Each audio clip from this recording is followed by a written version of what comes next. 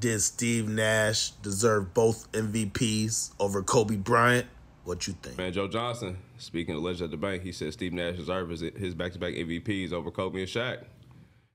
Y'all rolling? Y'all rocking with that, man? Shout out to Joe, bro. He got him, bro. So he did. I just don't be knowing what it's about for real. Somebody averaged 15 and another averaged 35. I ain't playing the NBA, so I can't really get my fair analysis. That dude sound crazy, bro. He said he was too important to the team, bro. He said, you know what I'm saying, they had stretches where he wasn't playing, we didn't win. He said, but when he was on the court, we won. They were 62 and 20. That dude sound crazy, though. You average 15, average 35. Gotta talk to the basketball heads, bro. Yeah, in 04-05, man, you look at some where people got, Steve Nash, 15, 11. Yeah, the Heat, Shaq, 22, 10. I ain't gonna say that's MVP numbers, though. I ain't tripping over Shaq. Kobe's 35, 5, and 5.